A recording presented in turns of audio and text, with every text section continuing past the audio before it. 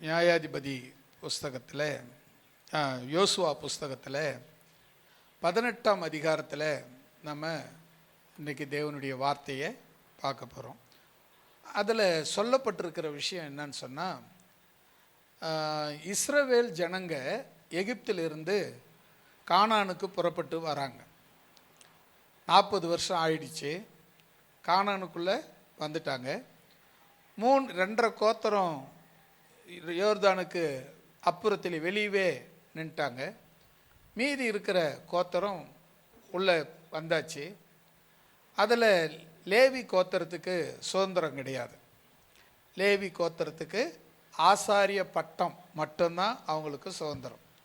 ஆசாரிய பட்டம் அவங்களுக்கு சுதந்திரம். மற்ற இருக்கிற 3 கோத்திரம் 4 கோத்திரம் போக மீதி இருக்கிற 7 கோத்திரத்துக்கு இந்த இடத்த பங்கிட்டு கொள்ளணும். இதை பங்கிட்டு கொள்ளும்படி அவர்களுக்கு சொல்லியாச்சு. ஆனால் அவங்க என்ன பண்ணுறாங்கன்னா, பங்கிட்டு கொள்ள ரொம்ப அசதியாக இருக்கிறாங்க. அந்த வசனத்தை யாராவது ஒருத்தர் வாசிக்கல. 3வது வசனம். ஆகையால் யோசுவா இஸ்ரவேல் புத்திரரை நோக்கி, உங்கள் பிதாக்களின் தேவனாகிய கர்த்தர் உங்களுக்கு கொடுத்த தேசத்தை சுதந்தரித்து கொள்ள போகிறதற்கு நீங்கள் எந்த மட்டும் அசதியாய் இருப்பீர்கள். இப்போ இதுதான் நம்ம பார்க்க போகிற விஷயம். அதாவது கடந்து வந்தாச்சு, எத்தனை உபத்திரவம் போராட்டம் எல்லாத்தையும் கடந்து வந்தாச்சு. செங்கடலை கடந்தாச்சு, எவ்வளோ கஷ்டம் எல்லாத்தையும் கடந்து வந்தாச்சு. எல்லாம் எவ்வளோ 40 வருஷம் சாப்பாடை பற்றி சாப்பாடு கவலை இல்லை, வஸ்திர கவலை இல்லை, தண்ணி கவலை இல்லை. அப்படியும் நிறைய பிரச்சனைகள் வந்தது.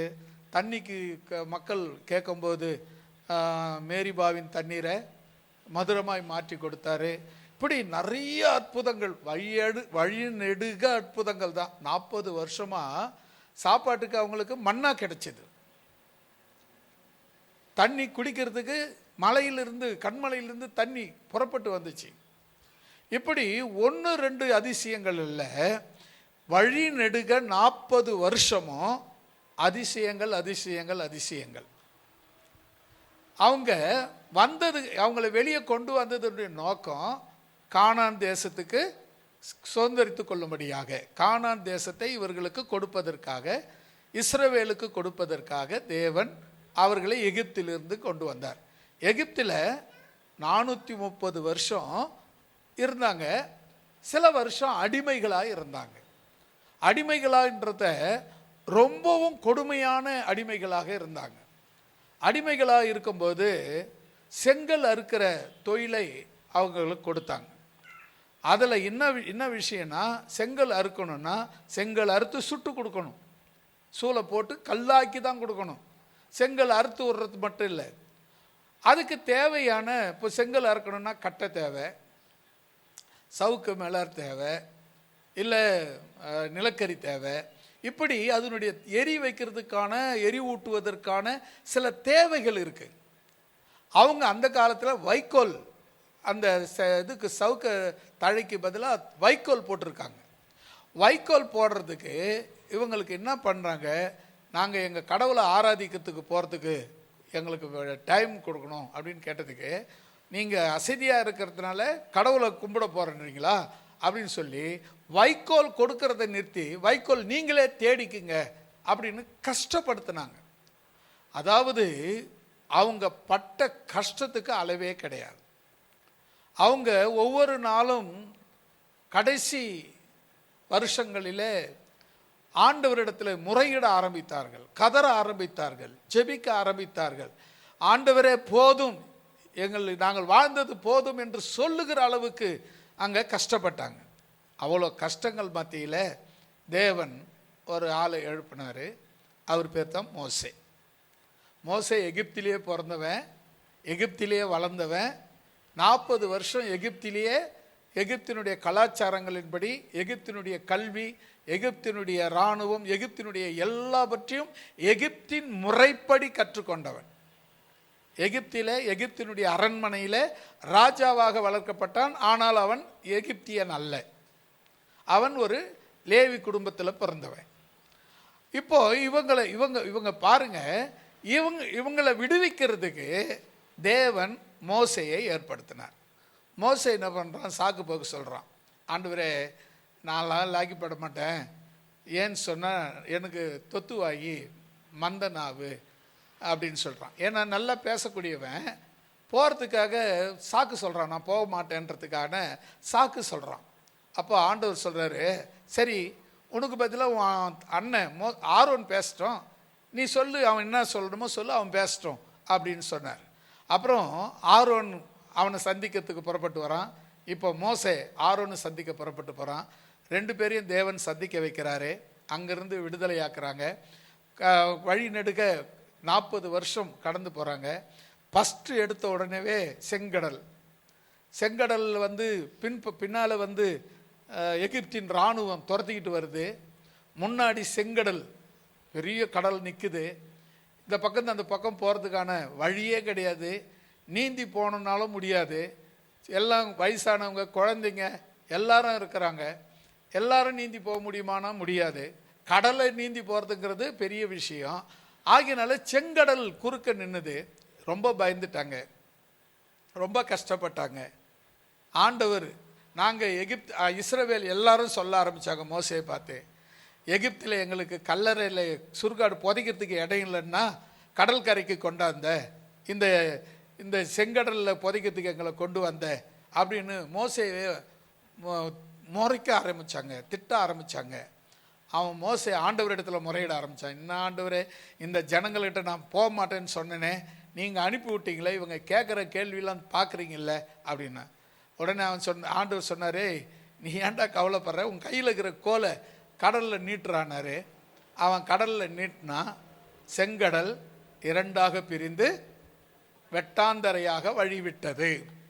அல்லேலூயா. இப்படி பல கஷ்டங்கள், பல வழியில் பல கஷ்டங்கள், பல உபத்திரவங்கள், பல பாடுகள், பல நிந்தனைகள், பல கொள்ளை நோய்கள், பல அவமானங்கள், பல போராட்டங்கள். கொஞ்சம் நஞ்சம் இல்லை, 1 நாள் 2 நாள் இல்லை, 40 வருஷம் கடந்து வராங்க. கடந்து வந்தாச்சு, கானானுக்குள்ள வந்தாச்சு. இப்போ தேசத்தை பங்கிட்டுக்குங்கடானா அதுக்கு இவங்களுக்கு பங்கிட்டு கொள்வதற்கு அசதியாக இருக்கிறாங்க. இந்த வசனம் அதான் சொல்லுது. இப்போ மறுபடியும் படிங்க இந்த வசனத்தை.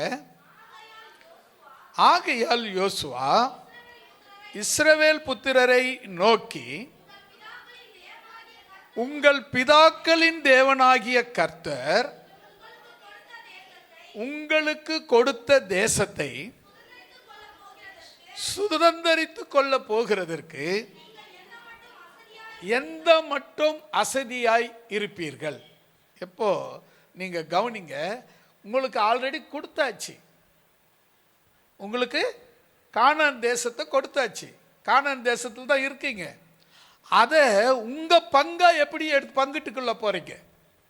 அதுக்கு ஏன் இவ்வளோ அசதி? அசதிங்கிற வார்த்தையை பார்த்தீங்கன்னா சோம்பேறித்தனம் இல்லை, செயலற்ற வேலை, செயலற்ற வேலை, செய்ய மாட்டேன், செய்ய முடியாது என்னால் அப்படிங்கிற வேலை. இது என்ன அப்படின்னா, ரொம்பவும் 40 வருஷம் கடந்து வந்தது பெருசல்ல, இங்கே பங்கிட்டு கொள்ளாதது தான் பிரச்சனை. கொண்டாந்தாச்சு, விட்டாச்சு.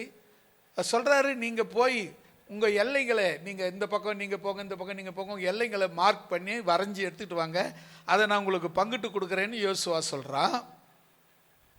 ஆனால் இவங்க போகலை. அதுக்கு மாறா எப்படி இருக்காங்க? அசதியாக இருக்காங்க. அசதியானா சோம்பேறித்தனமாக இருக்கிறாங்க, அல்ல செயலற்றவங்களாக இருக்கிறாங்க, செய்யறதுக்கான ஈடுபாடு இல்லாதவங்களாக இருக்கிறாங்க. அதுக்கு தான் அதுக்கு அர்த்தம், செய்ய ஈடுபாடு இல்லாதவங்களாக இருக்காங்க. இப்போ நம்ம தேவன் நமக்கு வந்து இப்போ பார்த்தீங்கன்னா காட்டுவார், ஆனால் ஊட்ட மாட்டார். ஊட்ட சொல்லி எதிர்பார்த்தீங்கன்னு சொன்னால் அதுதான் நம்முடைய தவறு. ஆண்டவர் நமக்கு முன்னே ஆசீர்வாதத்தை வைத்திருக்கிறார். நாம தான் கை நீட்டி எடுத்துக்கொள்ளணும். நமக்கு பைபிளில் படித்த ஒரு சம்பவம், எலிசா காலத்தில் ஆலயம் கட்டுறதுக்காக மலை ஏறி மரம் வெட்ட போனாங்க. இது பள்ளிக்கூட புக்கில் வரும். அது வேற மாதிரியா கதை வரும். ஆனால் பைபிளில் நடந்ததை எழுதியிருக்காங்க. அப்போ ஆலயம் கட்டுவதற்கு, அதாவது ஒரு ஆலயம் கட்டுவதற்கு, ஆராதனை செய்வதற்கு ஒரு ஆலயம் கட்டணும்னு சொல்லிட்டு எல்லாரும் இஸ்ரவேல் ஜனங்கள் மலை ஏறி போய் ஒரு மரங்களை வெட்டி கொண்டாடுவாங்க. அப்போ ஒருத்தன் ஆற்று ஓரத்தில் இருக்கிற மரத்தை வெட்டினான். அந்த ஆற்று ஓரம் ஆழமான ஆறு, இறங்கி எடுக்கலாம் முடியாது. அந்த ஆழமான இருக்கிற ஆற்று ஓரத்தில் இருக்கிற மரத்தை வெட்டினா, நல்லா செழிப்பாக இருந்துச்சு. வெட்டினா கோடாரி தவறி ஆற்றுல விழுந்துருச்சு. உடனே எலிசாவை கூப்பிட்டு அழுகுறான், எஜமானே எஜமானே, இந்த கோடாலி நான்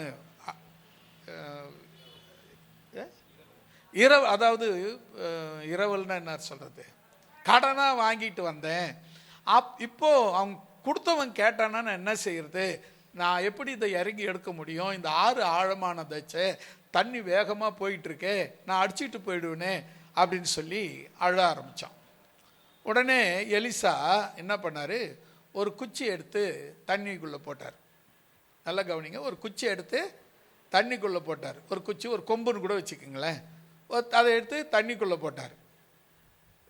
அந்த கோடாலிக்குள்ளே ஒரு குச்சி இருக்குது, அது பேர் கைப்பிடி இல்லையா. கோடாலிக்கு கைப்பிடி இருக்கும், ஏறக்குறைய ஒரு முழம் நீட்டு இருக்கும். முழத்துக்கும் கொஞ்சம் முழத்தை விட கொஞ்சம் கூடுதலாக இருக்கும். அந்த கொம்பு இருக்குது அதில், கோடாலியில் ஏற்கனவே இரும்பு கோடாலியில் அந்த கொம்பு இருக்குது, ஆனால் மிதக்கலை. ஆனால் எலிசா ஒரு குச்சி போட்டார், ஒரு கொம்பை போட்டார். அந்த கொம்பு உள்ளே போய் முழுகி அந்த கோடாலியை மிதக்க பண்ணுது. அப்போது அவர் சொன்னார், அவனை பார்த்து சொன்னார், கோடாலி தொலைச்சிட்டான். அவனை பார்த்து சொன்னார், இப்போ அவன் கோடாலி எடுத்துக்கோ. அப்போது அவன் கை நீட்டி அந்த கோடாலியை எடுத்து கொண்டான் என்று வேதம் சொல்லுகிறது. அப்போ நீங்கள் உங்களுக்கு கொடுக்கப்பட்ட ஆயிடுச்சு, உங்களை ஆசீர்வதிச்சாயிடுச்சு, உங்களுக்கு கொடுக்க வேண்டியது சேர வேண்டியது எல்லாத்தையும் கொடுத்தாச்சு. ஆனால் அதை பங்கிட்டு கொள்ள மாட்டேன், அதை எடுத்துக்கொள்ள மாட்டேன், அதை எனக்கு சொந்தமாக்கி கொள்ள மாட்டேன் அப்படின்னு சொல்லி அசதியாய் இருக்கிற உங்களை பார்த்து ஆண்டவர் சொல்லுகிறார், எந்த மட்டும் சுதந்தரித்து கொள்ள போகிறதற்கு நீங்கள் எந்த மட்டும் சோம்பேறிகளாய் இருப்பீர்கள். அல்லேலூயா. அந்த அசதிங்கிற வார்த்தைக்கு அதான் அர்த்தம். இன்னும் கூட ஒரு வசனம் கூட சொல்லி பாருங்களேன். நீதிமொழிகளின் புஸ்தகம் 18ஆம் அதிகாரம் 9வது வசனத்தில் என்ன சொல்லுது பாருங்களேன். 18:9, தன் வேலையில் அசதியாய் இருக்கிறவன் ஐம்பனுக்கு சகோதரன். இந்த ஐம்பனுக்கு சகோதரன் எதுக்கும் லாகி இல்லாதவன் அப்படின்னு அர்த்தமா. எதுக்கும் லாகி இல்லாதவனுக்கு சகோதரன் அப்படின்னு சொல்ற.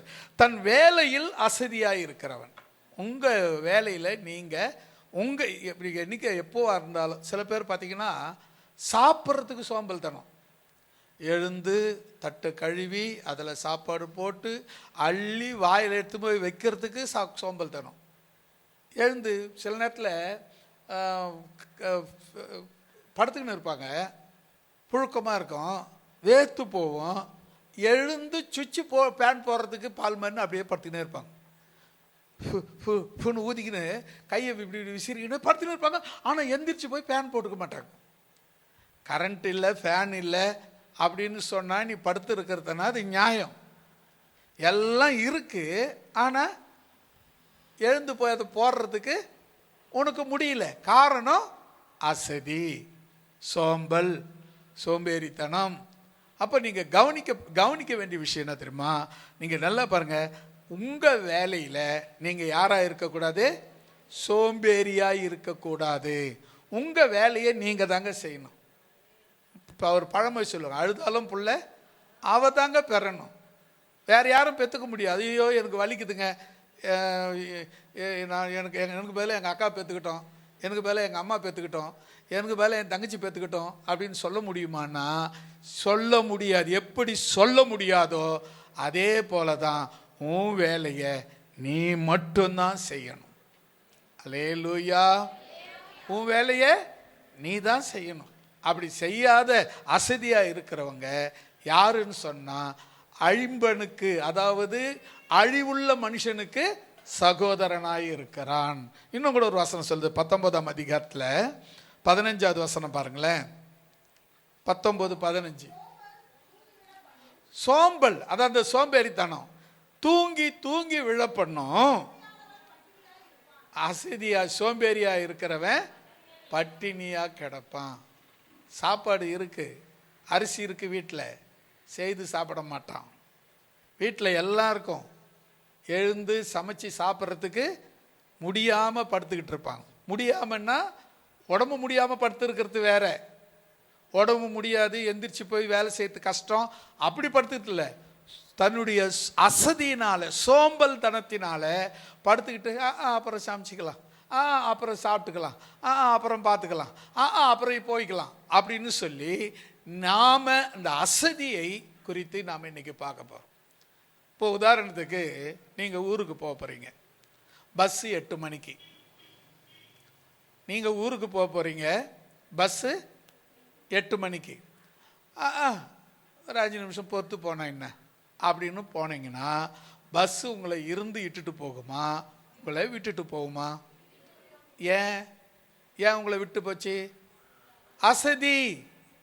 அதே போல நிறைய காரியங்களை உங்கள் அசதியினாலே சோம்பல் தனத்தினாலே நாம் இழந்து கொண்டிருக்கிறோம். நிறைய விஷயங்களை நாம் இழந்து கொண்டிருக்கிறோம். நிறைய ஆசீர்வாதங்களை இழந்து கொண்டிருக்கிறோம். தேவன் பெற்றுக்கொள்ள சொன்னதை பெற்றுக்கொள்ளாமல் இருக்கிறோம். எழுந்து சுதந்திரித்துக் கொள் என்று சொன்னதை சுதந்திரித்துக் கொள்ளாமல் இருக்கிறோம். தேவன் எழுந்து கையை நீட்டி எடுத்துக்கொள் என்று சொன்னதை எடுத்துக்கொள்ளாமல் இருக்கிறோம். எத்தனையோ முறை நினைப்பூட்டி இருக்கிறார், கனவுல நினைப்பூட்டி இருக்கிறார், நினைப்பில் நினைப்பூட்டி இருக்கிறார், தரிசனங்கள் மூலமாய் நினைப்பூட்டி இருக்கிறார், எத்தனையோ விஷயங்களை திரும்ப திரும்ப திரும்ப உனக்கு சொல்லி இருக்கிறார். ஆனாலும் நீ உன் அசதியிலே, உன் சோம்பல் தனத்திலே, உன் சோம்பேறித்தனத்திலே நீ பெற்றுக்கொள்ளக்கூடிய ஆசீர்வாதங்களை இழந்து கொண்டிருக்கிறாய். அல்லேலூயா. நீங்க இழந்து கொள்ளக்கூடாது, இழந்து விடக்கூடாது. அப்படின்னா நீங்க இருக்கிற இடம் இதுக்கப்புறம் போய் சண்டை போட்டு சுதந்திரிக்கணுங்க, அதனால நான் யோசிக்கிறேங்க. இல்லை, நீ இருக்கிற இடம் கானானுக்குள்ள வந்தாச்சு. போய் உன் இடம் எது எவ்வளோன்னு நடந்து அளந்து பார்த்து அளந்து எடுத்துக்க வேண்டியது தான். உன் இடத்தை நீ அளந்து எடுத்துக்க வேண்டியது தான் அங்கே வேலை. அதான் அந்த வசனத்தில் நீங்கள் படிச்சீங்கன்னா, நீங்கள் போய் உங்களுக்கு உங்களுடைய இடத்த, உங்கள் எல்லையை சீட்டு போட்டு அதை வரைஞ்சி எடுங்கிட்ட எடுத்துக்கிட்டு வாங்க, நான் அதை உங்களுக்கு பங்கிட்டு கொடுக்குறேன் அப்படின்னு சொல்லி யோசுவா சொல்கிறான். ஆனால் இவங்க போகவில்லை. அதுக்கு தான் சொல்கிறான், கர்த்தர் கொடுத்த இந்த ஆசீர்வாதத்தை சுதந்திரித்து கொள்ள நீங்கள் எந்த மட்டும் சோம்பேறிகளாய் இருப்பீர்கள், அசதியாய் இருப்பீர்கள். அல்லேலூயா. இப்போ நம்ம வாழ்க்கையில் நீங்கள் யோசிச்சு பாருங்க, எந்த விஷயத்தை நம்ம இதுவரையிலும் நம்முடைய சோம்பல் தளத்தினால இழந்திருக்கிறோம். நிறைய. இப்போ சொன்னால் மாட்டிக்குவோன்னு சொல்லிட்டு சொல்லாத மனசில் மறைச்சிடலாம். ஓகே, அதை மறைச்சே வச்சுருங்க. ஏன்னா இந்த நேரத்தில் நீங்கள் ஆசீர்வாதம் இருந்தவங்களாம் நீங்கள் யாரும் காட்டிக்க வேணாம். ஆனால் புரிஞ்சிக்கலாம், உங்களை திருத்திக்கலாம், உங்களை மாற்றிக்கலாம். ஏன் தெரியுமா? நாம் ஆண்டவர் சொல்கிற விஷயம் சில நேரத்தில் சபையில் தேவன் உங்களோடு கூட பேசுவார், சில நேரத்தில் சொப்பனங்கள் மூலமாக உங்கள் கூட பேசுவார், சில நேரத்தில் தரிசனங்கள் மூலமாக பேசுவார், சில நேரத்தில் நீங்கள் பைபிள் படிக்கும்போது உங்கள் கூட பேசுவார், சில நேரத்தில் ஜெபம் பண்ணும்போது யாரோ சொல்கிற மாதிரி உணர்த்திக்கிட்டே இருப்பார். இந்த எழுந்து போ, எழுந்துருன்னு. ஒரு முறை ஒரு சம்பவத்தை நான் உங்களுக்கு சொல்கிறேன். அந்த சம்பவத்தை நீங்கள் கேட்டிங்கன்னா, ஒரு ஆள் ரொம்ப முடக்கடி பண்ணிட்டு தான். அவன் அதாவது அப்படியே கை கால்லாம் இப்படி இஸ்து பிடிச்சிக்கின மாதிரி இப்படியே கை கால் விழுந்து போனால் இருப்பாங்கள்ல, அது மாதிரி கால் அது மாதிரி இழந்து போன மாதிரி. ஆனால் கால் கையெல்லாம் நல்லா இருக்கு. அவன் என்ன செய்கிறான்னா கை கால்லாம் அப்படியே இழந்து அப்படியே இந்த அந்த இது அது சொல்லுவாங்க என்ன அது என்ன சொல்லுங்க, லக்குவா அடிச்சு கை கால் விழுந்து போச்சு பாருங்க. அதை போல இவன் உக்காந்துக்கிட்டு இருக்கான், எந்த வேலையும் செய்யலை. மந்திரவாதியாண்ட போயாச்சு, சூனியக்காரர்கிட்ட போயாச்சு, வைத்தியக்காரர்கிட்ட போயாச்சு, நாட்டு வைத்தியம் பார்த்தாச்சு, அலோபதி வைத்தியம் பார்த்தாச்சு, எல்லாம் பார்த்தாச்சு. கடைசியாக சர்ச்சுக்கு போனாங்க. சர்ச்சுக்கிட்ட போய் விட்டாங்க. அங்கே ஒரு பாஸ்டர் பார்த்தாரு, ஜெபம் பண்ணார், சுகமாகலை. அப்போ ஆண்டவர்கிட்ட கேட்குறாரு, ஆண்டவரே இவன் சுகம் ஆகாததுக்கு காரணம் என்ன, அவனா நானா, ஏன் சுகம் ஆகலை அப்படின்னு. அப்போ ஆண்டவர் இவருக்கு வெளிப்படுத்துகிறார், அவன் இப்படிப்பட்டவனாக இருக்கிறான், அவனுக்கு ஒரு ஷாக் ட்ரீட்மெண்ட்டு கொடு அப்படின்னாரு.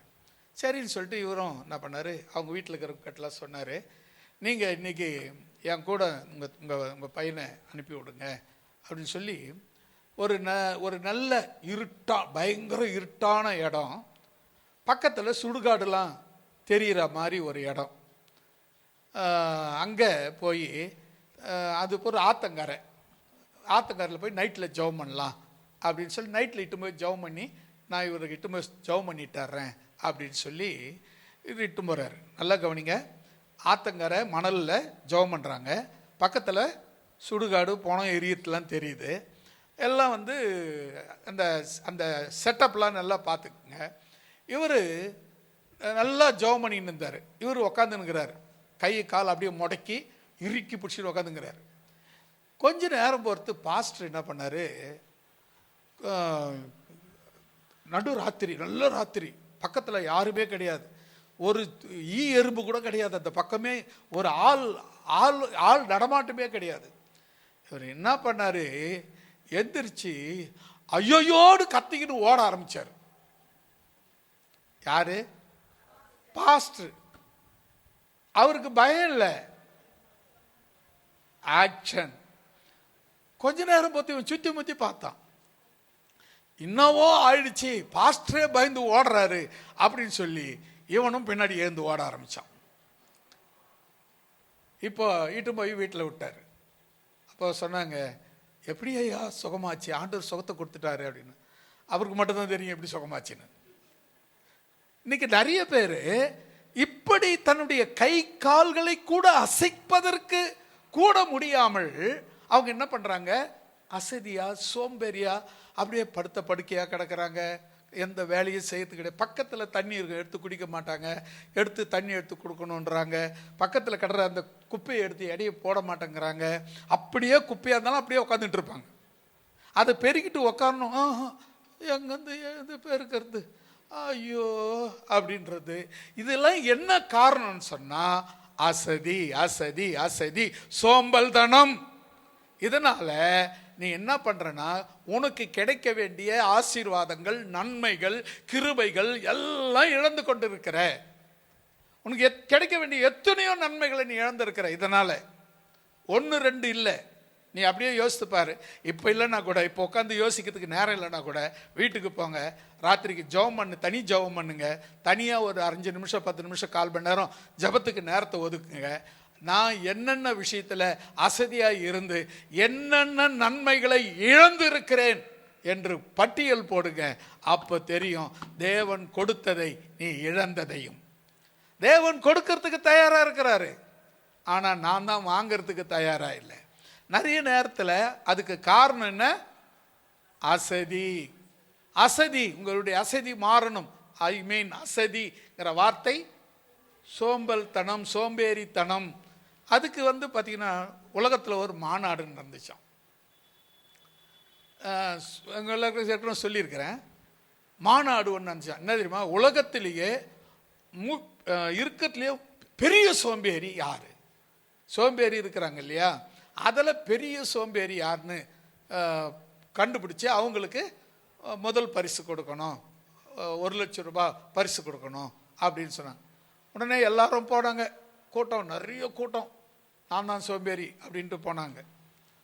அப்போது உங்களில் யாரெல்லாம் சோம்பேறி கை தூக்குங்க அப்படின்னார். எல்லாரும் கை தூக்கிட்டாங்க. ஒருத்தன் ஒரு 5 நிமிஷம் பொறுத்து கை தூக்குறான். அதுக்கப்புறம் இன்னொருத்தன் இவன் கை தூக்கிட்ட பிறகு இவனுக்கு தான் ஃபர்ஸ்ட் பிரைஸ்னு அறிவிப்பு கொடுத்த பிறகு அதுக்கப்புறம் ஒருத்தன் கை தூக்குறான். என்னடா நேரம் பார்த்துக்கிறேன்னா, எனக்கு தூக்குறதுக்கு பிடிக்கல, அதனால ரொம்ப லேட்டாக தூக்குறேன் அப்படின்னா. அப்போ இவனை விட அவன் தான் சுத்த சோம்பேறி. அப்போ என்ன பண்ணா, சரிப்பா உனக்கு ப்ரைஸ் கொடுக்குறேன் வான்னு சொல்லி கூப்பிட்டாங்க. அவன் என்ன பண்ணா, இதோ இப்போ ரெண்டாவது பரிசு ஒருத்தருக்கு கொடுக்க போறப்பாரு, அவங்ககிட்டயே என் பரிசை கொடுத்தாருப்பட்ட இங்கே வாங்கிக்கிறேன் அப்படின்னு. அவ்வளோ பெரிய சோம்பேறி. கொடுக்கிற பிரைஸை கூட வாங்கி கொள்ளக்கூட முடியாத அளவுக்கு சில பேர் அசதியாய் இருக்கிறார்கள். அல்லேலூயா. நமக்கு கிடைக்கிற ஆசீர்வாதங்கள், நமக்கு கிடைக்கிற நன்மைகள் பெற்றுக்கொள்ள கூடாதபடி அசதியா இருக்கிறதுக்கு காரணம் என்ன? நீ நன்மை பெற்றுக்கொள்ளாத இருக்கிறதுக்கு காரணம் உன் அசதி, உன்னுடைய சோம்பல் தனம், உன்னுடைய சோம்பேறித்தனம். அதை எதையும் நீ இழந்து விடக்கூடாது. இன்னைக்கு நீ பெற்றுக்கொள்ளணும். எதெல்லாம் இழந்திருக்கிற, நான் ஒரு விஷயத்தை சொல்றேன். இன்னைக்கு நைட்டு ஒரு தனி ஜெபம் வைங்க. உங்களுக்கு மட்டும், உனக்கு மட்டும். வீட்டை கூட்டி உட்காந்துக்காதீங்க. தனித்தனி அவங்கவுங்க தனித்தனியாக உட்காந்து ஜெபம் பண்ணுங்க. அவங்கவுங்க தனித்தனியாக கொஞ்சம் நேரம். அவங்க ஜெபம் மட்டத்தில் நீ பண்ணாத, நீ பண்ணுற நேரத்தில் அவங்க பண்ண தேவையில்லை. உட்காந்து ஒரு 5, 10, 15 நிமிஷம் கம்முன்னு உட்காந்துன்னு ஸ்தோத்திரம் மட்டும் பண்ணிடுங்க. நான் எதெல்லாம்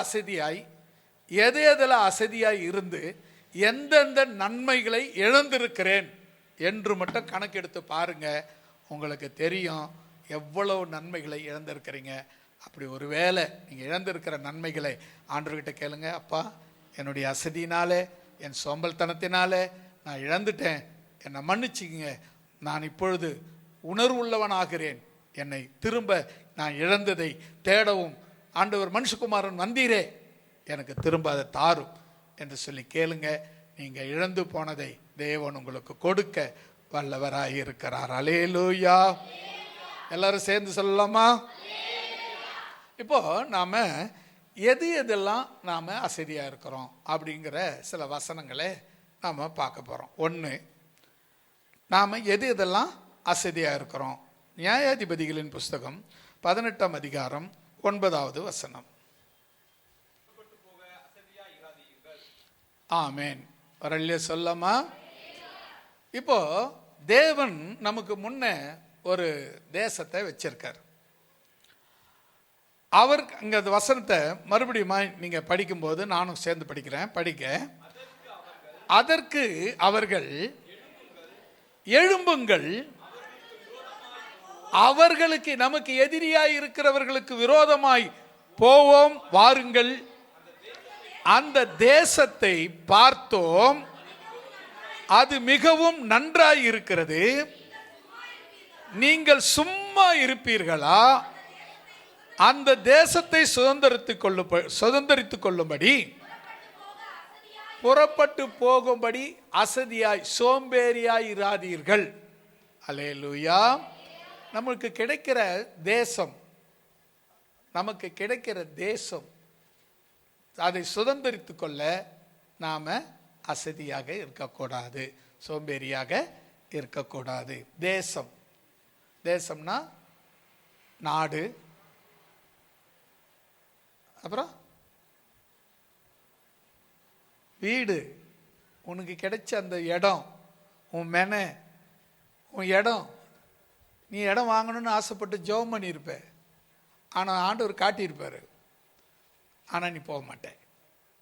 ஆண்டவரே கையில் எடுத்தாந்து கொடுத்தா தான் வாங்குவேன்னுவேன். அப்போ உனக்கு இந்த ஜென்மத்தில் கிடைக்காது.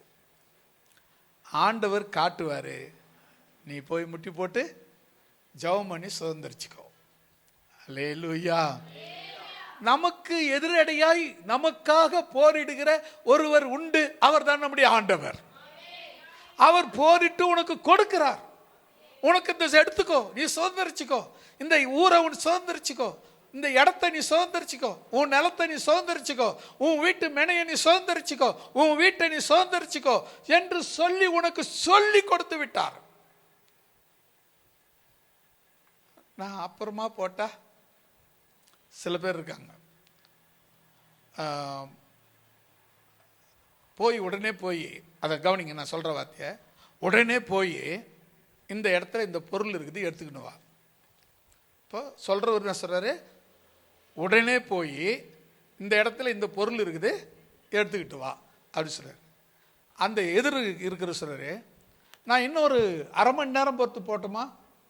அப்போ அவர் இந்த உடனேன்ற வார்த்தையை ஏன் சொல்லணும்? நீ அரை மணி நேரம் பொறுத்து போறேன்னு சொல்றதுக்கு அவர் சொல்லும் போதே உடனே போன்னு ஏன் சொல்லணும்? அப்போ அந்த உடனே போ சொன்னதுக்கு நீ அரை மணி நேரம் பொறுத்து போறேன், ஒரு மணி நேரம் பொறுத்து போறேன், அரை நாள் பொறுத்து போறேன், ஒரு நாள் பொறுத்து போறேன்னு சொல்றதுக்கு காரணம் என்னன்னா அசதி. அல்லேலூயா. இந்த அசதி உங்களுக்கு இருக்கிற வரையிலும் நீங்க ஆசீர்வாதத்தை சுதந்திரிக்கவே முடியாது. உடனே போனா போயிடணும், உடனே எடுனா எடுத்துடணும், உடனே நடனா நடந்துடணும். ஒரு முறை ஒரு நபர் நடந்து போற களைப்புல ரொம்ப படுத்து தூங்கிட்டார். ஒரு மரத்தடியில் ரொம்ப களைச்சி தூங்கிட்டார். அவரை யாரோ தட்டி எழுப்பி எந்திரிச்சு எடிப்போ அப்படின்னு சொல்ற மாதிரி இருந்துச்சு. என்னடா இது, எழுந்திரிச்சு பார்த்தாரு, யாரையும் காணோம். மரம் ஆலமரம், ஆலமரத்துலேருந்து என்ன எதுக்கு எந்திரிச்சு போகணும்?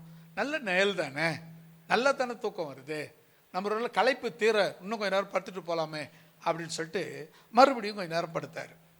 சொல்கிறாரு, மறுபடியும் சொல்கிறாரு, தட்டி எழுப்பி நீ எந்திரிச்சு சீக்கிரமாக எடையப்போ அப்படின்னாரு.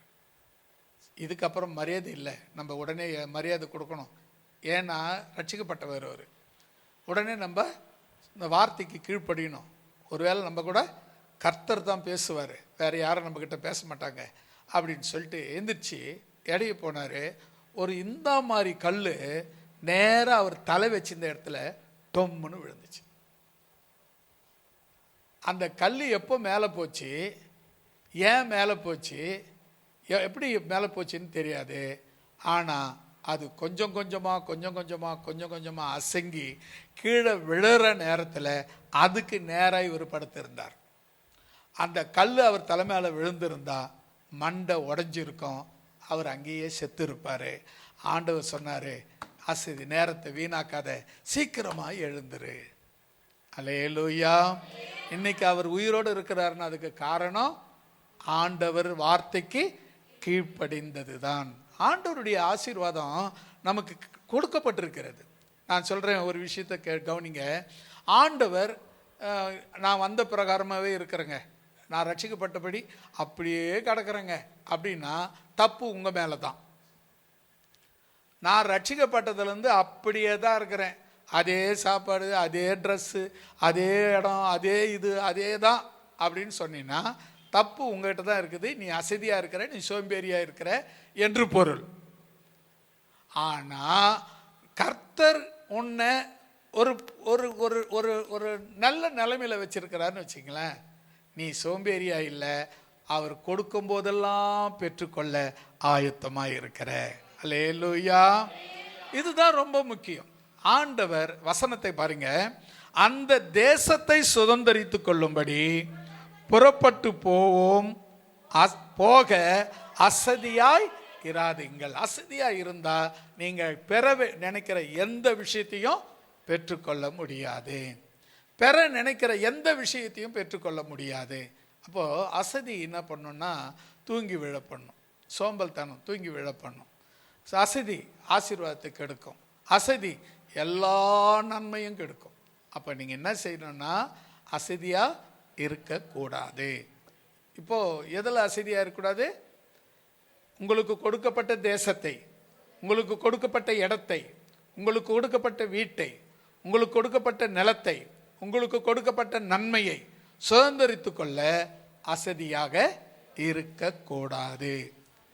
இரண்டாவதாக 2 நாளாகமம் 29ஆம் அதிகாரம் 11வது வசனம்.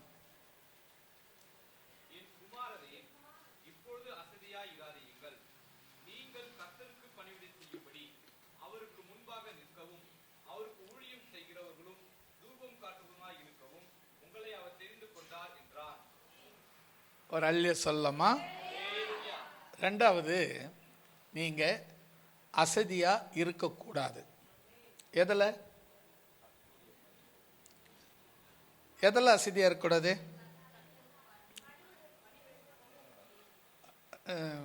வாந்தி வரமா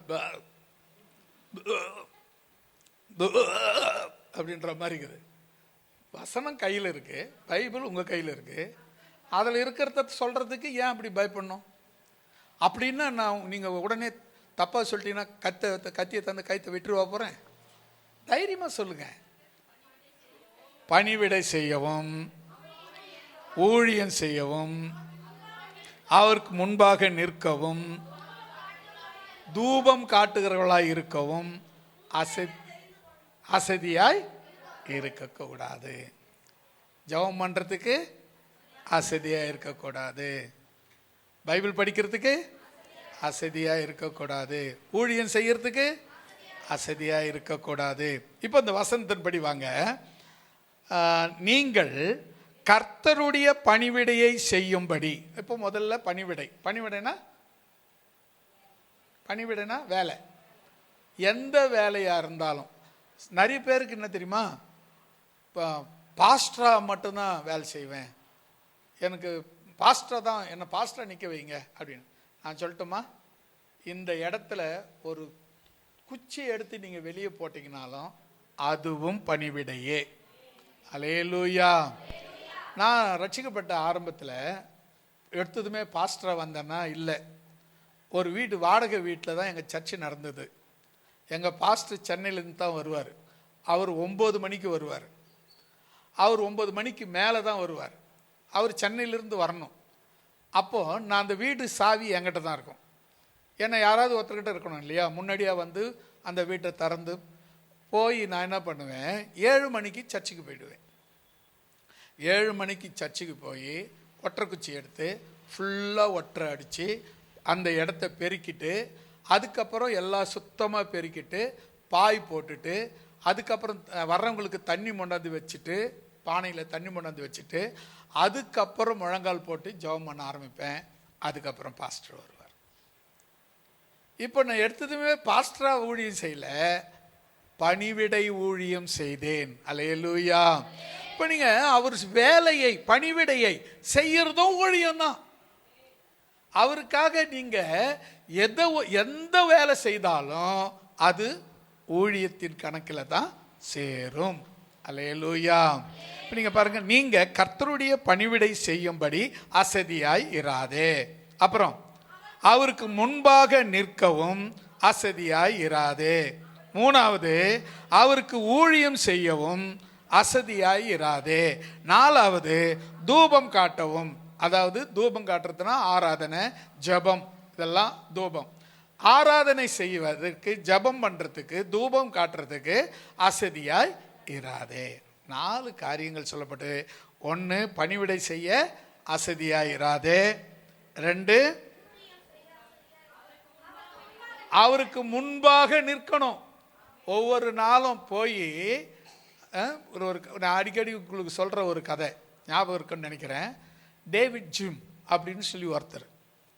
அவர் படிப்பு அறிவில்லாதவர், மூட்டை தூக்குற தொழிலாளி.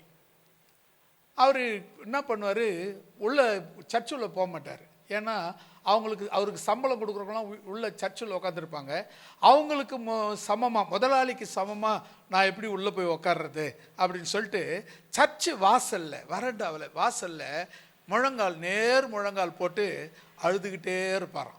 ரொம்ப நேரமாக கண்ணிலேருந்து தண்ணி வடிஞ்சிக்கிட்டே இருக்குமா. கடைசியில் அவர் சொல்லுவாராம், இயேசுவே நான் ஜிம் வந்திருக்கிறேன் அப்படின்னு சொல்லிட்டு எந்திரிச்சு போவாராம், வேலைக்கு போயிடுவாராம். திரும்பி வேலை முடிச்சுட்டு திரும்பி வரும்பொழுது திரும்ப அதே ஆலயத்துக்கு வந்து அதே மாதிரி வாசலில் முழங்கால் படிட்டு ஆண்டவரே இயேசுவே நான் ஜிம் வந்திருக்கிறேன் சொல்லிட்டு வீட்டுக்கு போயிட்டு வரான். இது ஒவ்வொரு நாளும் அவருடைய வாழ்க்கையில் தொடர்ச்சியாக செய்துக்கிட்டு இருந்தார்.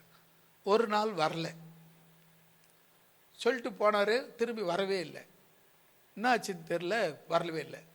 அப்புறம் பார்த்தா அவர் ஹாஸ்பிட்டலில் இருக்கிறாரு. அவர் ஹாஸ்பிட்டலில் இருக்கிறாரு. இப்போ ஹாஸ்பிட்டலில் எட்டு போய் பார்த்தா ஒரு மூட்டை விழுந்து எல்லாம் சப்பையாக நசுங்கி போய் எலும்பெல்லாம் நொறுங்கி போச்சு, காப்பாற்ற முடியாது அப்படின்னு சொல்லி சவக்கடங்களை தூக்கி போட்டாங்க. சவக்கடங்களை ஒரு ட்ரெச்சரில் இருக்கிறாரு. அந்த ட்ரெச்சரில் கால் மாட்டில் ஒருத்தர் நெடு நேரமாக முழங்கால் படிக்கிட்டு அழுதுகிட்டே இருந்தாராம். இவர் பார்க்குறாராம், நமக்காக யார் இருக்காங்க, நமக்காக ஒருத்தர் அழுகுறாங்களே, அவரே உத்து பார்த்துட்டு இருக்காராம். அப்போ அவர் எழுந்து சொன்னாராம், ஜிம் நான் இயேசு வந்திருக்கிறேன் அப்படின்னு சொன்னாராம். கரங்களை தட்டி ஸ்தோத்திரம் பண்ணலாமா?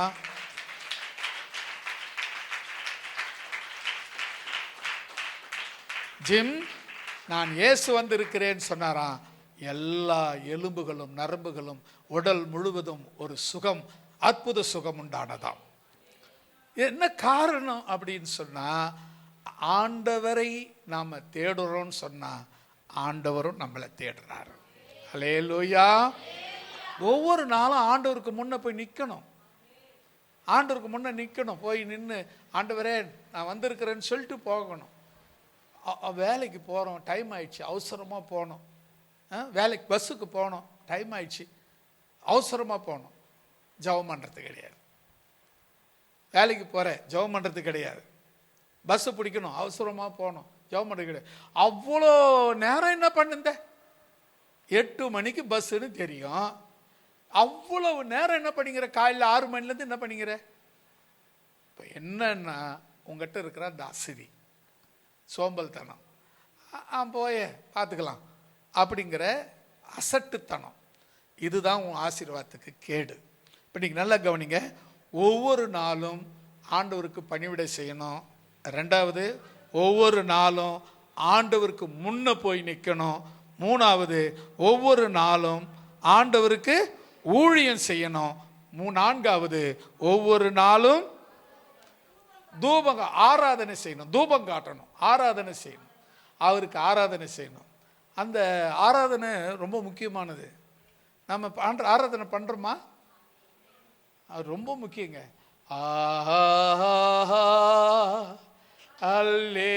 அல்லேலூயா,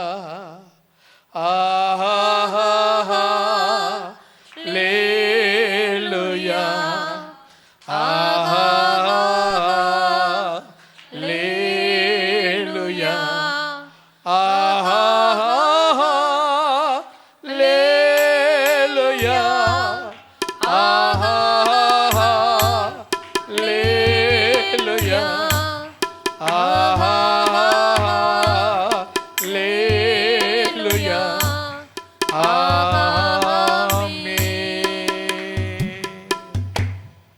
செய்யணுங்க.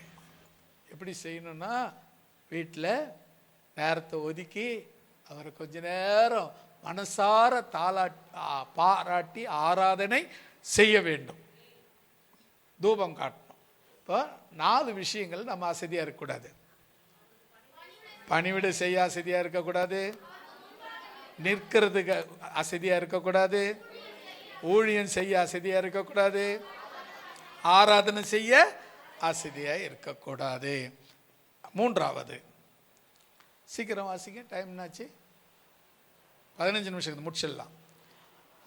எரேமியா 48ஆம் அதிகாரம் 10வது வசனம். எரேமியா 48, ஒரு அள்ளில சொல்லமா? 3வது, எதில் அசதியாக இருக்கக்கூடாது? கர்த்தருடைய வேலை எது? அவருக்கு செய்கிற பணிவிடை எல்லாமே அவருடைய வேலை தான். அதை தான் நம்ம ஊழியம்னு சொல்கிறோம்.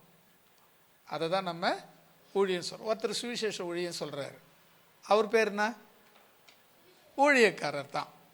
ஒருத்தர் பாஸ்டராக இருக்கிறாரு, அவர் பேர் என்ன? ஊழியக்காரர் தான். ஒருத்தர் பாட்டு மட்டும் பாடுறாரு, பாடலாம் நடத்துகிறாரு. அவர் பேர் என்ன? ஊழியக்காரர் தான். ஒருத்தருக்கு வசனம் மட்டும்தாங்க பேச தெரியும். அவர் பேர் என்ன? ஊழியக்காரர் தான். நீங்கள் என்ன வேலை செய்தாலும் அது ஊழியம்தான். கர்த்தருக்காக, இயேசுவுக்காக நீ எதை செய்தாலும் அது ஊழியம்தான். அல்லேலூயா. அப்போ இந்த ஊழியத்தில் நாம் என்ன செய்யக்கூடாது? அசதியார். கர்த்தருடைய வேலையில் அசதியாக இருக்கிறவன் சபிக்கப்பட்டவன். அல்லேலூயா. நீங்கள் கர்த்தருடைய வேலையில் அசதியாக இருந்தீங்கன்னா என்ன பண்ணீங்க? நீங்கள் யார் தெரியுமா? ஆமாங்க, அந்த இடம் உங்களுக்கு வேணாங்க. கர்த்தருடைய வேலை அப்படின்னா ஜெபம் பண்ணுறது கர்த்தருடைய வேலை, பைபிள் படிக்கிறது கர்த்தருடைய வேலை. அந்தந்த வேலையை அப்பப்போ செய்து முடிச்சிருங்க. அசதியாக இராதிங்க. இருந்தால் சாபம் நம்ம தலைமையில் வந்து நிற்கும். அந்த கன்றாவி நமக்கு எதுக்கு இல்லையா? அதுக்கு பாருங்க, அந்த அந்த சாபத்தை நாம் தொலைக்கணும்னா என்ன செய்யணும்? அசதியாக இருக்கக்கூடாது. எதில் அசதியாக இருக்கக்கூடாது? கர்த்தருடைய வேலையை செய்யறதுல அசதியாய் இருக்கக்கூடாது. நான்காவதாக ரோமர் எழுதின புஸ்தகம் 12ஆம் அதிகாரம் 10வது வசனமும் 11வது வசனமும் நாம் வாசிக்க கேட்கலாம். ஆமேன். அல்லேலூயா சொல்லமா? இப்போ எதில் அசதியாக இருக்கக்கூடாது?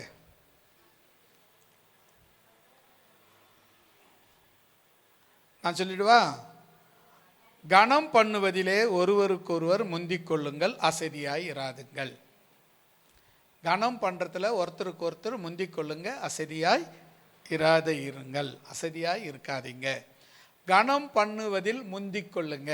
அதாவது அவங்க ஸ்தோத்திரம் பண்ணாதான் நான் திரும்ப ஸ்தோத்திரம் பண்ணுவேன் அப்படின்னு சொல்லாமல், அவங்க பண்ணுறாங்களோ பண்ணலையோ நாம் பண்ண வேண்டியது ஸ்தோத்திரம். என்னத்துக்கு ஸ்தோத்திரம்? கர்த்தர் உன்னை இன்றைக்கு பார்க்க வைத்தார், கர்த்தருக்கு ஸ்தோத்திரம்னு அர்த்தம். அது அல்லேலூயா. சில பேர் அதை அழுத்தம் திருத்தமாக சொல்லுவாங்க, கர்த்தருக்கு ஸ்தோத்திரம். டேய், ஸ்தோத்திரம்னு சொன்னாவே அது கர்த்தருக்கு மட்டும்தான்டா, எந்த மனுஷனுக்கும் சேராது. ஏன் தெரியுமா? ஸ்தோத்திரங்கிற வார்த்தையே கர்த்தருக்குரியது மட்டும்தான். சில பேர் இருக்காங்க, அது ஒரு குரூப் இருக்காங்க. அவங்க என்ன தெரியுமா பண்ணுவாங்க? கர்த்தருக்கு சோத்திரம் சிஸ்டர், கர்த்தருக்கு சோத்திரம் பிரதர் அப்படின்வாங்க. இவங்களை பார்த்தா எனக்கு சிரிப்பு வரும். அடா முட்டா பையில, சோத்திரனாவே அது கர்த்தருக்கு தாண்டா சொந்தம். அப்படி கர்த்தருக்கு சோத்திரம் சிஸ்டர் அப்படின்னு சொல்லுவேன். சோத்திரம்னு சொன்னாவே போதும், அது யாருக்கு தான் சொந்தம்? கர்த்தருக்கு தான் சொந்தம். இப்போ உங்களை பார்க்கும்போது நான் சோத்திரம் சொல்கிறேன், சோத்திரம் சிஸ்டர், சோத்திரம் பிரதர், சோத்திரம் சிஸ்டர், சோத்திரம் பிள்ளைகள் அப்படின்னு சொல்கிறேன்னா, கர்த்தர் உங்களை என்னை பார்க்க வைத்ததுக்காக கர்த்தருக்கு ஸ்தோத்திரம். அல்லேலூயா. இன்னைக்கு உங்களை பார்க்க வச்சாருங்க. எத்தனையோ காரணத்தினால நம்ம பார்க்க முடியாது போயிடுது.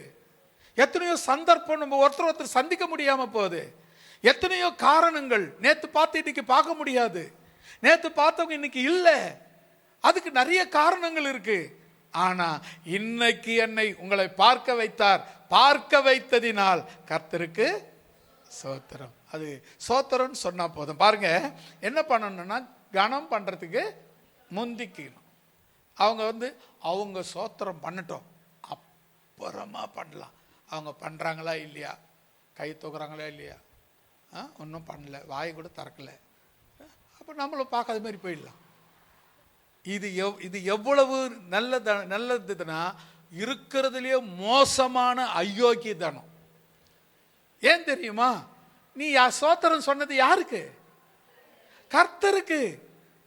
அந்த சகோதரிக்கு இல்ல, அந்த சகோதரருக்கு இல்ல. அது சோத்திரம் சொன்னாவே அது கர்த்தருக்கு. அவங்க ஏத்துக்கிட்டோம், ஏத்துக்காட்ட போட்டோம். கர்த்தருக்கு நான் சோத்திரம் சொன்னேன், திரும்ப அவங்க சோத்திரம் சொன்னா சொல்லட்டும், சொல்லாம போட்டோம். என் வேலை கனம் பண்ண முந்திக்குவேன். அவங்க செய்யறாங்க செய்யலைங்கிறது எனக்கு அவசியம் கிடையாது. நான் கனம் பண்ண முந்திக் கொள்ளுவேன். கர்த்தருக்கு ஸ்தோத்திரம், உங்க சகோதரிக்கு ஸ்தோத்திரம், சகோதரனுக்கு ஸ்தோத்திரம், அண்ணனுக்கு ஸ்தோத்திரம், தம்பிக்கு ஸ்தோத்திரம். சில பேர் கண்டுக்கவே மாட்டாங்க, பார்த்தா கூட பார்க்காத மாதிரி அந்த அப்படின்னு போவாங்க. பக்கத்தில் வர்றதை பார்த்துட்டு இருப்பாங்க. அவங்களுக்கு எப்படா சோத்திரம் பண்ணுறது? அவ பண்ணதுக்கு அவ மூஞ்சிலேயே முழிக்கூடாதுன்னு நினச்சேன், திடீர்னு எதிர்க்க வந்துட்டா, அப்படின்னு சொல்லிட்டு நைஸாக திரும்பிக்கின்னு அப்படியே எங்கேயோ பார்த்து அப்படியே அளந்துக்கிட்டு வானத்தை அளந்துக்கிட்டு போகிற மாதிரி போவாங்க. நான் சொல்கிறேன், கண்ட சகோதரனை விசுவாசிக்காத நீ காணாத தேவனை எப்படி விசுவாசிக்க போற? அல்லேலூயா. நீங்க கனம் பண்ணிடுங்க. அவங்க ஏத்துக்கினா ஏத்துக்கிட்டோம், ஏத்துக்காப்பிட்டா போட்டோம், திரும்பி சொன்னா சொல்லட்டும், சொல்லாப்பிட்டா போட்டோம், நீ கர்த்தருக்கு ஸ்தோத்திரம் சொல்லிடு. அல்லேலூயா. உன்னை ஆண்டவர் என்ன பார்க்க வச்சாரு, கர்த்தருக்கு ஸ்தோத்திரம். ஸ்தோத்திரம் கர்த்தருக்கு. நீ ஸ்தோத்திரம்னு சொன்னாவே அது கர்த்தருக்கு தான். அல்லேலூயா. கனம் பண்ண முந்திக் கொள்ளுங்கள், அதில் அசதியாயிராதீங்கள். 5வது 5 தானே, 1 தீமோத்தேயு 4ஆம் அதிகாரம் 14வது வசனம். சீக்கிரம் படிங்க. அடுத்தது கவனிங்க, 14வது வசனம். வசனத்தை திரும்ப வாசிங்க. வைத்தபோது தீர்க்க தரிசனத்தினால் உனக்கு அளிக்கப்பட்ட வரத்தை பற்றி அசதியாய் இராதே. வரம், நிறைய பேருக்கு வரம் இருக்கா என்னன்னு தெரியல. எத்தனை பேர் வரம் இருக்கு? அதுக்கெல்லாம் காட்டில் போய் தவம் பண்ணுங்க, அப்போதான் வரம் வரும். இது நீங்கன்னா முனிவர்களாக காட்டில் போய் வர்றது தவம் இருக்கிறதுக்கு. நீங்கள் ஆவியில் நிறைஞ்சா போதும், ஆவியானவரை பெற்றுக்கொண்டா போதும், ஆண்டவர் உங்களுக்கு 9 விதமான வரங்களை தரார். அது இந்த அதிகாரம் நினைக்கிறேன், 12ஆம் அதிகாரம் 1லிருந்து வாசிக்கிறீங்களா யாராவது? வரங்களில் வித்தியாசம் உண்டு, ஆவியானவர் ஒருவரே, ஊழியங்களிலும் வித்தியாசம் உண்டு, கர்த்தர் ஒருவரே, கிரியைகளிலும் வித்தியாசம் உண்டு, எல்லாருக்குள்ளும் எல்லாவற்றையும் நடப்பிக்கிற தேவன் ஒருவரே. அதுக்கப்புறம் சொல்றாரு, ஆவியின் அனுகிரகம் அவனவன் பிரயோஜனத்துக்கு. ஆண்டவருடைய வரம் உங்கள் பிரயோஜனத்துக்கு என்று கொடுக்கப்படுகிறது.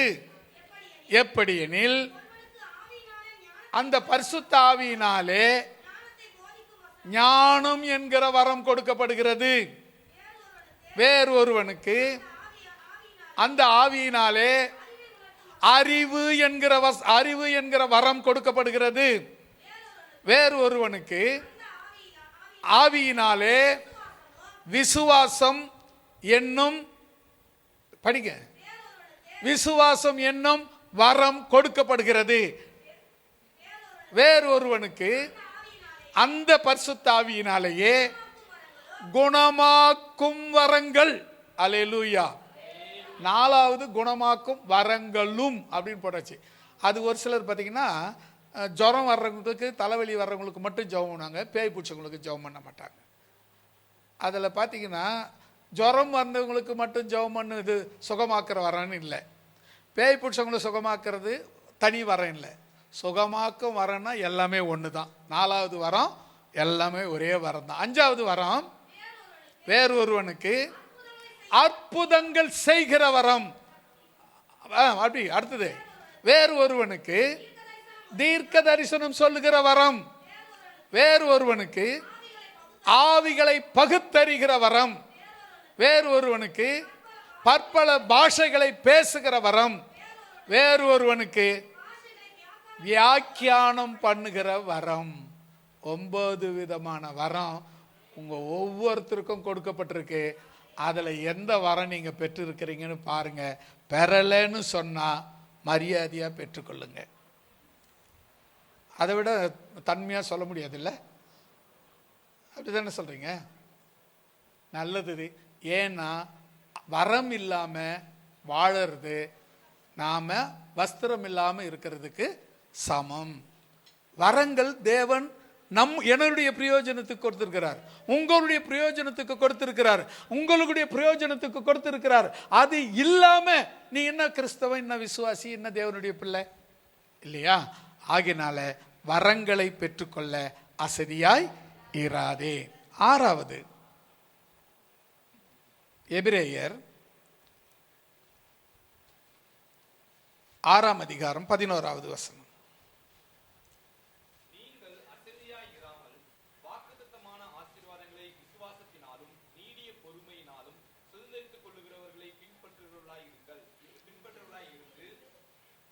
போதும். இப்போ சொல்லுங்க, இது என்ன சொல்லப்பட்டிருக்கிறது? வாக்குத்தத்தங்களை நான் சொல்லட்டுமா? வாக்குத்தத்தமான ஆசீர்வாதங்களை பெற்றுக்கொள்ள அசதியாய் இராதீங்கள். வாக்குத்தத்தம் கொடுக்கப்பட்ட, வாக்குத்தத்தமாய் கொடுக்கப்பட்ட ஆசீர்வாதங்களை பெற்றுக்கொள்ளும்படி அசதியாய் இராதீங்கள். அதுதான் அந்த வசனம். அதை முதல்ல அசதியாய் இராமல் அப்படின்னு சொல்லிட்டு கீழே சொல்லப்பட்டிருக்கு. நீங்கள் அசதியாய் இராமல் வாக்குத்தத்தம் பண்ணப்பட்ட ஆசீர்வாதங்களை விசுவாசத்தினாலே நீங்கள் நீடிய பொறுமையினாலும் சுதந்தரித்துக் கொள்ளுங்கள். அப்போ எப்படி சொல்லப்பட்டிருக்கு பாருங்க. அப்போ நம்ம ஐந்தாவது ஆறாவது என்ன எதுக்கு அசதியா இருக்கக்கூடாது? வாக்குத்தத்தம் பண்ண ஆசீர்வாதங்கள். வாக்குத்தத்தம் கொடுத்துருக்கிறார் ஆண்டவர். இந்த செய்வேன்னு உனக்கு, நீ ரட்சிக்கப்பட்ட போதே உனக்கு இதெல்லாம் செய்ய போறேன்னு வாக்குத்தத்தம் கொடுத்துருக்கிறாரு. நீ கேள், ஆண்டவர்கிட்ட கேள். ஆண்டவரே வாக்குத்தத்தம் கொடுத்துருக்கிறீங்க. இப்போ இன்னைக்கு இந்த வருஷம் வாக்குத்தத்தம், என் பார்வைக்கு அருமையானபடியால் கனம் பெற்றான்னு சொல்லிக்கிறேன். ஆண்டவரே உன் பார்வைக்கு என்ன கனமாக்கு, நான் ஆசீர்வாதமா இருக்கணும்னு சொல்லி பாரு. வாக்குத்தத்தம் கொடுத்துருக்கிறீங்க ஆண்டவரே, கேளு. வாக்குத்தத்தம் கொடுத்துருக்கிறாரு, நீ கேட்கணும், அசதியா இருக்கக்கூடாது. அப்போ வாக்குத்தத்தமான ஆசீர்வாதங்களை பெற்றுக்கொள்ள அசதியாய் இராதேயுங்கள். கடைசியாக 7வது 1 பேதுரு 1ஆம் அதிகாரம் 12வது வசனம்.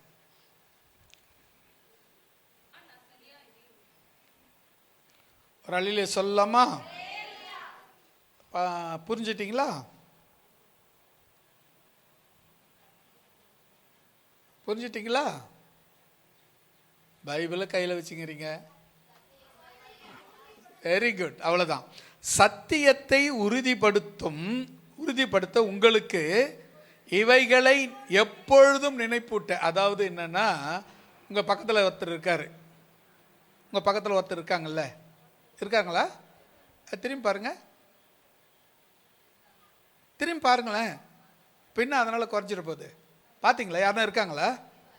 அவங்களுக்கு எப்போவாவது வசனத்தை மறக்கிறாங்கன்னா அவங்களுக்கு சத்தியத்தை நினைப்பூட்ட அசதியாயிராதே. அல்லேலூயா. பக்கத்தில் இருக்கிறவங்களுக்கு மட்டும் இல்லை, யாரெல்லாம் சத்தியத்தை மறக்கிறாங்களோ அவங்க எல்லாருக்கும் நினைப்பு ஊட்டுறதுல நீ என்ன பண்ணக்கூடாது? அசதியாய் இருக்கக்கூடாது. இப்போ இந்த வசனத்தை மறுபடியும் படிங்க. இது நிமித்தம் இவைகளை நீங்கள் அறிந்தும் நீங்கள் இப்பொழுது அறிந்திருக்கிற சத்தியத்தில் உறுதிப்பட்டிருந்தோம். முதல்ல நீங்க என்ன பண்ணணும்? நீங்க முதல்ல உறுதிப்படணும். அப்புறம் உங்களுக்கு இவைகளை எப்பொழுதும் நினைப்பூட்ட அசதியாய் இரேன். அப்போ யாருக்கு இதுனா, இந்த ஆலயத்துக்குள்ள இருக்கிறவங்களுக்கு தான், வெளியே இருக்கிறவங்களுக்கு இல்லை, உங்களுக்கு தான். அதே போல ரட்சிக்கப்பட்ட தேவனுடைய பிள்ளைகளுக்கு நினைப்பூட்ட, வேத வசனத்தை நினைப்பூட்ட நீங்க என்ன பண்ணக்கூடாது? ஆமா, தேவ பிள்ளைகளுக்கு வேத வசனத்தை நினைப்பூட்ட அசதியா இருக்கக்கூடாது. அவங்க வசனத்தை மாறி போறாங்கன்னு வச்சுக்கங்களேன், அவங்களுக்கு வசனத்தை நினைப்பு ஊட்டணும். எப்படி பெறுவோம்? முடியை பிடிச்சி இஸ்து, வசனம் தெரியுமா உனக்கு அப்படின்னு கேட்டிங்கன்னா பளிச்சுன்னு ஒன்று குத்துருவாங்க டக்குன்னு. நாம் அப்படி சொல்லக்கூடாது. நம்ம இந்த வசனத்தை எப்பவுமே அன்போடும் தன்மையோடும் சொல்லணும். அல்லேலூயா. உனக்கு வசனம் தெரியுமா, என்ன வசனம் படிக்கிற அப்படின்னு போய் சிண்டியை பிடிச்சின்னு வச்சுக்க, சின்ன பின்னமா போயிடுவேன். ஜாக்கிரதையா திருவசனத்தை ஜாக்கிரதையா சொல்லணும். ஒருத்தர்கிட்ட எப்படி சொல்லணும்னா, நீங்கள் அன்பாக சொன்னீங்கன்னு வச்சுங்களேன், பிடிக்கலனா கூட அப்படியே சிரிச்சிக்கினே போயிடுவாங்க. நீ போய் வம்பா சொன்னீன்னு வச்சுக்க, நீ சிரிச்சிக்கினே சொன்னால் கூட மூஞ்சிலி குத்திடுவாங்க. நாம தான் ஜாக்கிரதையாக இருக்கணும். ஏன்னா தேவ பிள்ளைகளுக்கு வேத வசனத்தை நினைப்பூட்ட அசதியாக இருக்கக்கூடாது. 7 காரியங்களை நான் உங்களுக்கு சொன்னேன். எதில் அசதியாக இருக்கக்கூடாதுன்னு நம்ம மறுபடியும் ஒரு முறை படிச்சுட்டு போயிடலாமா? 1, உங்களுக்கு கொடுத்த வீடு, உங்களுக்கு கொடுத்த மெனை, உங்களுக்கு கொடுத்த நிலத்தை சுதந்திரித்து கொள்ள அசதியாக இருக்கக்கூடாது. 2,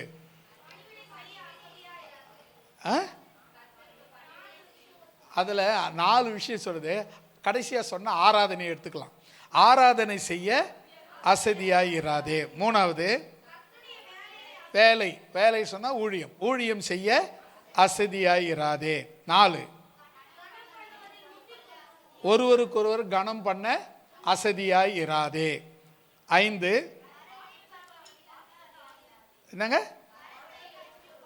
வரம், தேவன் நமக்கு கொடுத்திருக்கிற வரத்தை பெற்றுக்கொள்ள பெற அசதியாய் இருக்கக்கூடாது.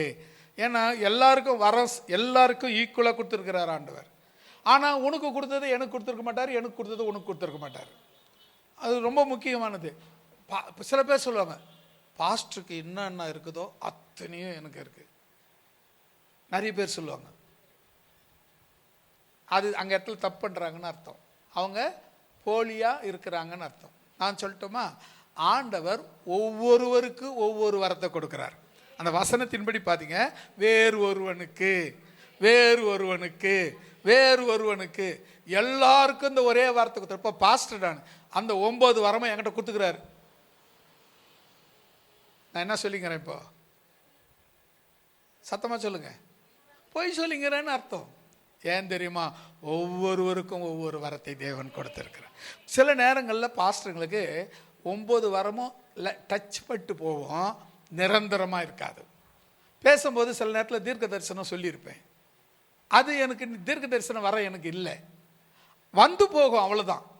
ஏன்னா இந்த சபை போதகர்ன்றதுனால எல்லாமும் கொஞ்சம் கொஞ்சம் இருக்கும், வந்து போயிடும். ஆனால் ஒன்று மட்டும் நிரந்தரமாக இருக்கும்.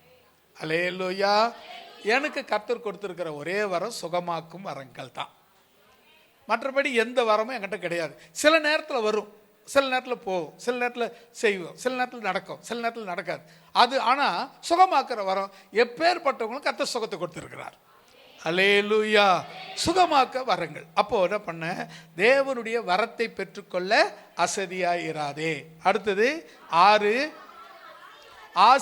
வாக்குத்தத்தமான ஆசீர்வாதங்களை பெற்றுக்கொள்ள அசதியாயிராதே. 7 தேவ பிள்ளைகளுக்கு வசனத்தை நினைப்பூட்ட அசதியாய் இராதே.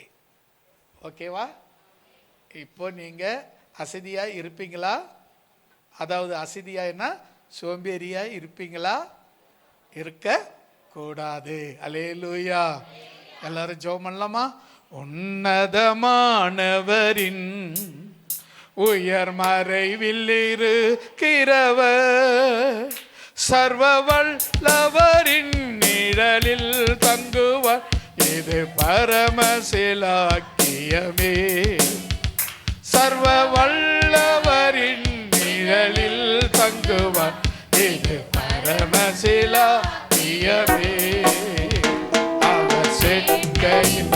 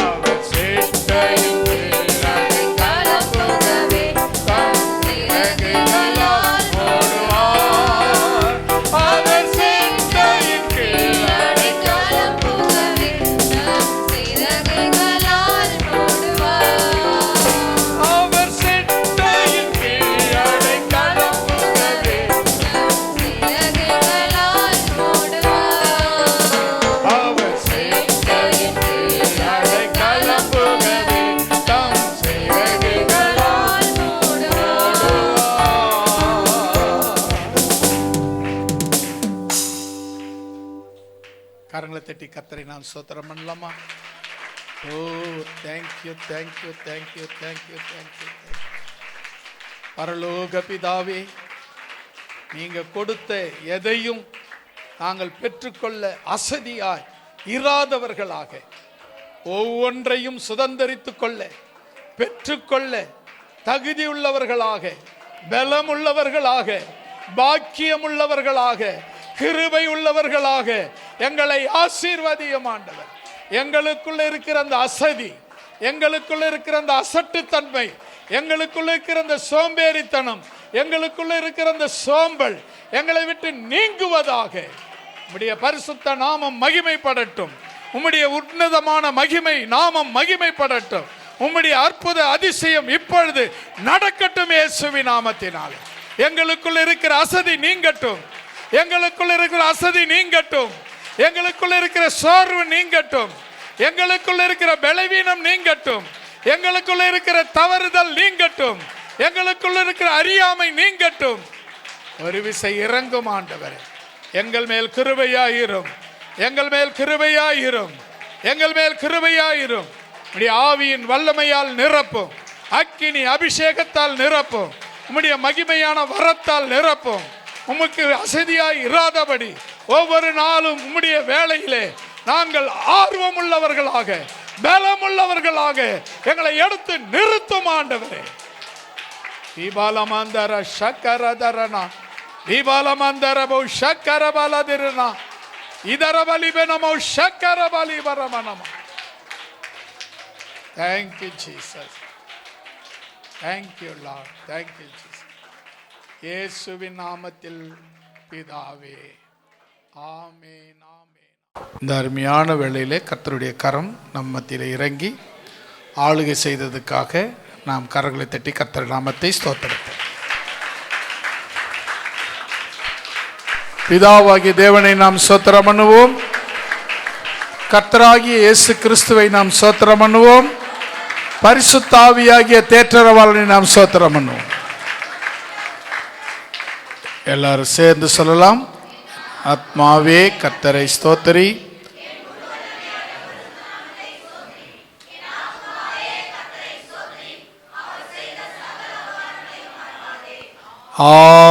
ஆமென் ஆமென்.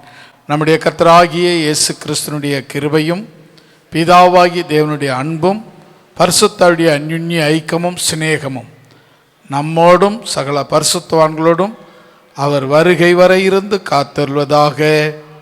ஆமென் ஆமென். ஹல்லேலூயா ஹல்லேலூயா ஹல்லேலூயா. ஒருவருக்கொருவர் வாழ்த்தி வணங்கி விடைபெறுவோம்.